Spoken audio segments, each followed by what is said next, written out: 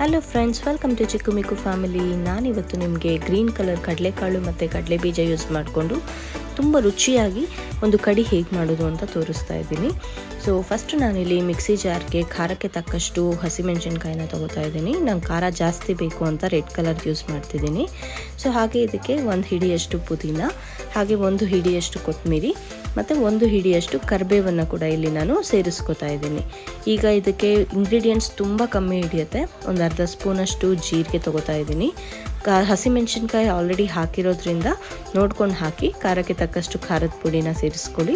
ಹಾಗೆ ಒಂದು ಸ್ಪೂನಷ್ಟು ಧನಿಯಾ ಪುಡಿ ಮತ್ತು ಒಂದು ಅರ್ಧ ಸ್ಪೂನಷ್ಟು ಅರಿಶಿನ ಹಾಕ್ಕೋಬೇಕು. ಇದನ್ನು ಈಗ ಲೈಟಾಗಿ ಸ್ವಲ್ಪನೇ ನೀರು ಸೇರಿಸ್ಕೊಂಡು ಮಧ್ಯದಲ್ಲಿ ನೀವು ಬೇಯಿಸಿಟ್ಕೊಂಡಿರ್ತಕ್ಕಂಥ ಕಾಳುಗಳನ್ನ ಕೂಡ ಒಂದು ಹಿಡಿನ ಹಾಕಿ ಈ ಥರ ಪೇಸ್ಟ್ ಮಾಡ್ಕೋಬೇಕು ಇದನ್ನು. ಈಗ ಇದಕ್ಕೆ ಒಗ್ಗರಣೆ ಹಾಕ್ಕೊಂಬಿಡೋಣ ಬನ್ನಿ. ಸೊ ಫಸ್ಟು ನಾನಿಲ್ಲಿ ಸಾಸ್ ಪ್ಯಾನ್ ಇಟ್ಕೊಂಡಿದ್ದೀನಿ. ಅದಕ್ಕೆ ನಿಮಗೆ ಒಗ್ಗರಣೆಗೆ ಎಷ್ಟು ಬೇಕೋ ಅಷ್ಟು ನೋಡಿಕೊಂಡು ಒಂದು ಸ್ವಲ್ಪ ಎಣ್ಣೆನ ಸೇರಿಸ್ಕೊಳ್ಳಿ. ನಾನಿಲ್ಲಿ ಒಂದು 2 ಸ್ಪೂನಷ್ಟು ಹಾಕ್ಕೋತಾ ಇದ್ದೀನಿ. ಸೊ ಚಳಿಗಾಲದಲ್ಲಿ ಸಿಕ್ಕಾಪಟ್ಟೆ ಖಾರವಾಗಿ ಚಪಾತಿ ಜೊತೆ, ಮುದ್ದೆ ಜೊತೆ, ದೋಸೆ ಜೊತೆ, ಅನ್ನ ಜೊತೆ ಇದನ್ನು ತಿನ್ನೋದಕ್ಕೆ ತುಂಬ ಟೇಸ್ಟಿಯಾಗಿರುತ್ತೆ. ಮಾಡೋದು ತುಂಬ ಈಸಿ. ಇದಕ್ಕೆ ಈರುಳ್ಳಿ ಬೆಳ್ಳುಳ್ಳಿ ಏನೂ ಬೇಡ. ಸೊ ಖಂಡಿತ ಒಂದು ಸತಿ ಟ್ರೈ ಮಾಡಿ.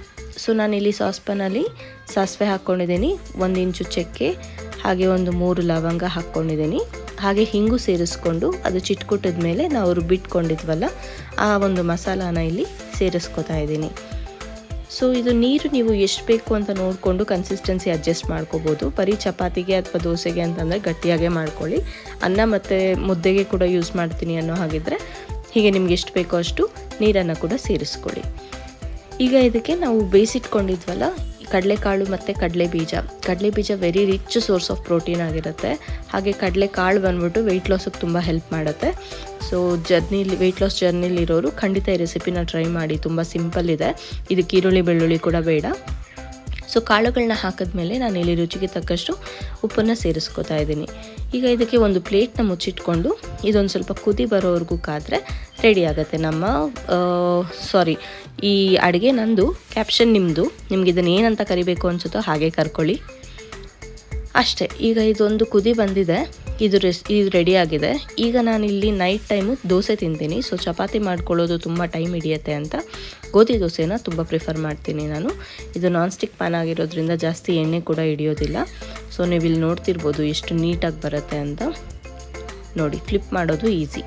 ಸೊ ನಾನೀಗ ಇಲ್ಲಿ ಗೋಧಿ ದೋಸೆ ಮಾಡ್ಕೊಂಡಿದ್ದೀನಿ. ಗೋಧಿ ದೋಸೆ ರೆಡಿ ಆಯಿತು. ಹಾಗೆ ನಮ್ಮ ಗ್ರೀನ್ ಸಾಗು ಕೂಡ ರೆಡಿಯಾಗಿದೆ. ಈಗ ಇದನ್ನು ಸರ್ವ್ ಮಾಡಿಬಿಡೋಣ ಬನ್ನಿ. ಸೊ ನಾನಿಲ್ಲಿ ಊಟಕ್ಕೆ ಬಡಿಸ್ತಿದ್ದೆ. ಆಲ್ಮೋಸ್ಟ್ ಡಿನ್ನರ್ ಟೈಮ್ ಆಗಿತ್ತು. ನಾನು ಸರ್ವ್ ಮಾಡ್ತಿದ್ರೆ ನನ್ನ ಹಸ್ಬೆಂಡ್ ಕ್ಯಾಪ್ಚರ್ ಮಾಡಿದ್ರು. ಸರಿ ಆಯಿತು, ನಮ್ಮ ಜೊತೆ ನಿಮ್ಮನ್ನು ಡಿನ್ನರಿಗೆ ಸೇರಿಸ್ಕೊಳ್ಳೋಣ ಅಂತ ಇದನ್ನು ಕೂಡ ಇಲ್ಲಿ ಶೇರ್ ಮಾಡ್ಕೋತಾ ಇದ್ದೀನಿ. ಸೊ ನಿಮಗೆ ವಿಡಿಯೋ ಇಷ್ಟ ಆಗಿದೆ ಅಂತ ಅನ್ಕೋತೀನಿ. ಖಂಡಿತ ರೆಸಿಪಿನ ಟ್ರೈ ಮಾಡಿ. ಹಾಗೆ ನೀವಿನ್ನೂ ಚಾನಲ್ಗೆ ಸಬ್ಸ್ಕ್ರೈಬ್ ಮಾಡ್ಕೊಂಡಿಲ್ಲ ಅಂದರೆ ಹೋಗೋಕ್ಕೆ ಮುಂಚೆ please to subscribe to our channel. Hope to see you all in next video. Until then, take care.